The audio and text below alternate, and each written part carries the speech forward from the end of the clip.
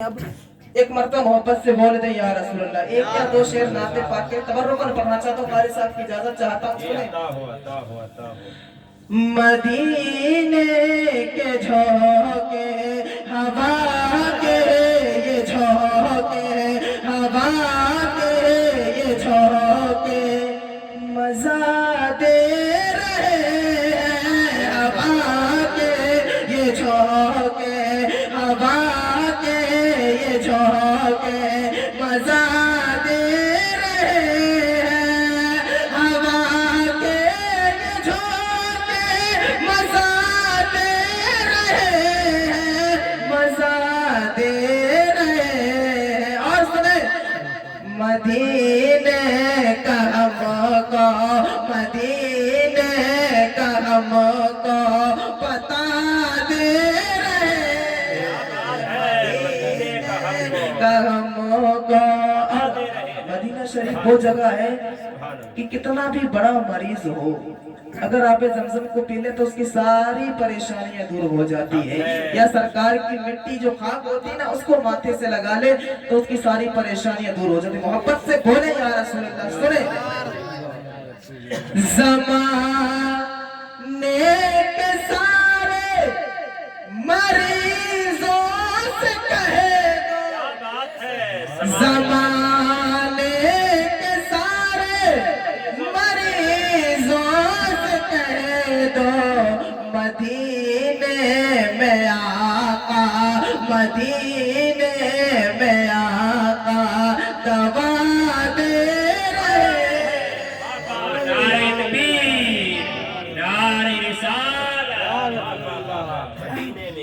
मदीने में आका दवा दे रहे। दुरूद पाक अल्लाहुम्मा सल्ली अला सय्यिदिना मौलाना मुहम्मदिन बारिक वसल्लम अलैहि सलातो व सलाम अलैहि या रसूलुल्लाह सल्लल्लाहु अलैहि वसल्लम। अल्लाह तबारक व तआला कुरान मुक़द्दसा में इरशाद फरमाता, बेशक इंसान खसारे में है। खसारा कहते हैं नुकसान को, घाटे को, है ना। मुनाफा घाटा कहते हैं कि हमें इस काम में मुनाफा हो गया, इसलिए घाटा हो गया। इंसान घाटे में है, खसारे में है। हम कोई बयान नहीं करेंगे, बस हम आपको कुछ चीजें ऐसी बताएंगे, शायद आपके ज़हन नशीब हो जाए, शायद आपके दिल में उतर जाए। अब इंसान घाटे में क्यों है, आप यहाँ से अंदाजा लगा ले। हम दुनिया में जब आते हैं ना, तो दुनिया के हर अरकान को हम पूरा कर लेते हैं, हम सारी चीजों को अपना लेते हैं, शादी से लेकर बच्चों तक, घर बनाने तक, बिल्डिंगें बनाने तक। अब अगर आप किसी शख्स से ये पूछे जिसने अपनी बिल्डिंग को ऊपर तक पहुंचा दिया हो, बना दिया हो, 4 मंजिल हो, 5 मंजिल हो, आप उस शख्स से कहना कि तूने ये बिल्डिंग को बनाया है, तूने इस घर को बनाया है, तुझे कितनी सालें लगी? तो वो शख्स कहेगा मैं अपने घर से गया, मुझे 10-12 साल तो मैंने बाहर काम किया, तब कहीं जाके मैंने इस बिल्डिंग को बना पाया है। अब फिर तक उससे एक सवाल करना, क्योंकि कुरान ये भी फरमा रहा है कुल्लु नफ्सिन ज़ाइक़तुल मौत, बेशक हर जानदार चीज को मौत का मजा चखना है। अब उससे ये पूछना कि तुम्हारी जिंदगी कितनी है, तो वो कहेगा ना जाने कब हमारी जिंदगी की किस गली में शाम हो जाए, ना जाने कब हमारी मौत आ जाए। उस शख्स ने उस बिल्डिंग को बनाने में या इस घर को बनाने में ना जाने कितनी मेहनतें उठानी पड़ी हो, ना जाने कितनी मशक्कतें उठानी पड़ी हो, और जिंदगी का कुछ पता भी नहीं, जिंदगी का कुछ मालूम भी नहीं। अब जब गर्मियों की सीजन आती है तो हमने ठंडे पानी का इंतजाम कर लिया, सर्दियों की सीजन आती है गर्म पानी का इंतजाम कर लिया, हमने हीटर लगा लिए, हमने फ्रिज का इंतजाम कर लिया। यानी हमने अपनी जिंदगी को, हमने अपनी दुनिया को हर तरीके से सजा लिया है, हर तरीके से संवार लिया है। मगर हाज़रीन मिल्लत इस्लामिया, ये तो दुनिया की बात हो गई, ये तो जमाने की बात हो गई। अब जरा आखिरत की तरफ लौटो। अब जरा किसी से पूछना, मगर जब तुम्हारा इंतकाल होगा तुम इस दुनिया से जाओगे, मगर कब्र में ना तो कोई रोशनी होगी, ना तो कोई हीटर होगा, ना तो कोई भी पुरसाने हाल ना होगा। अब जरा किसी से ये पूछो कि तुमने दुनिया के ऐशो आराम को तो बना लिया है, हर काम कर लिया है, मगर तुमने कब्र के बारे में कुछ नहीं सोचा। जो तुम्हारे आने वाली नस्ल है वो तुम पर, और यानी तुमने अपनी आने वाली नस्लों का तो इंतजाम कर लिए है, तुमने अपने बच्चों के लिए हर काम मुतय्यर कर दिया है, मगर तुमने अपने लिए कुछ नहीं सोचा। हाज़रीन मिल्लत इस्लामिया, अब यहाँ से एक बात पता چلتی ہے ہم نے دنیا کی ہر کام کو اور ہر کام کو اپنا لیا ہے، مگر مدینے والے نے جو فرمایا، آمنہ کے لال نے جو فرمایا، ہم نے اس احکام کو نہیں اپنایا، ہم نے اس کام کو نہیں کیا ہے۔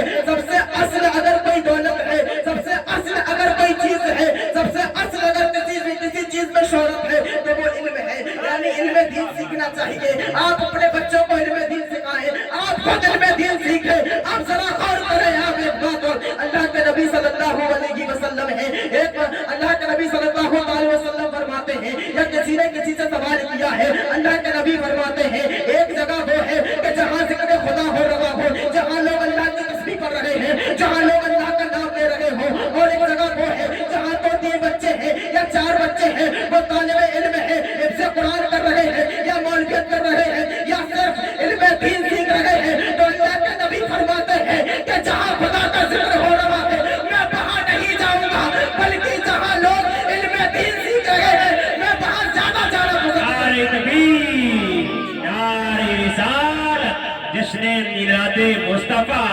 عظمت مصطفیٰ۔ جہاں لوگ علم دین سیکھ رہے ہیں اللہ کے نبی فرماتے ہیں میں وہاں جانا پسند کروں گا۔ اس سے بہتر یہ ہے کہ جو علم دین سیکھ رہے ہیں، کیوں؟ وہاں ذکر خدا ہو رہا ہے۔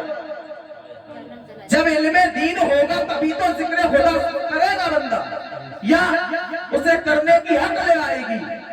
تو مین چیز کیا ہے؟ علم دین سیکھو، سنو، علم دین سیکھنا بہت ضروری ہے، بہت ضروری ہے، ضرور نہیں بلکہ فرض ہے۔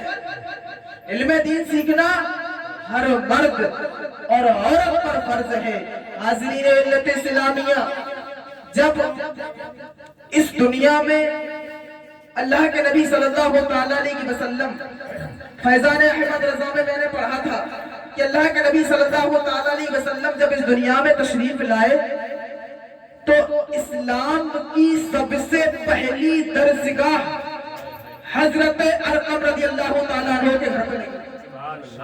اسلام کی سب سے پہلے اور سب سے پہلا درس، یعنی اسلام کی جو ربوبیت کا اعلان، روحانیت کا اعلان ہوا تھا، تو وہ صحابی رسول حضرت ارقم رضی اللہ تعالیٰ عنہ کے گھر پر ہوا تھا۔ جو شخص آتا تھا تو وہ اسلام سے سرفراز ہو کر، یعنی جو دینی تعلیم جو ملا کرتی تھی، اللہ کے نبی جو سمجھایا کرتے تھے، بتایا کرتے تھے، تو وہ شخص وہاں سے سن کر ایمان لاتا تھا اور وہاں سے ایمان کی دولت سے سرفراز ہوا کرتا تھا۔ یعنی کوئی شو نہیں تھا، کوئی بات شو نہیں تھی وہاں پر، ابھی دھیرے دھیرے کام چل رہا تھا کہ اللہ کے نبی صلی اللہ علیہ وسلم ہے ایک گلی سے گزر ہوتا ہے، جب گزر ہو رہا تھا، اب سنیں اسلام ہم تک آیا کیسے، پھیلا کیسے، سنیں بات کو۔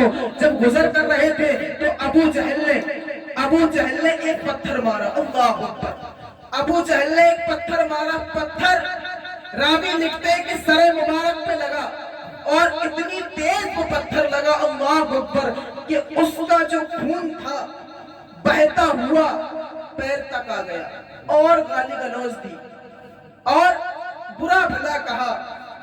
حضرت امیر حمزہ مکہ کے سب سے بڑے پہلوان تھے، ان کے مقابلے میں آنا ہر کسی کے بس کی بات نہیں تھی۔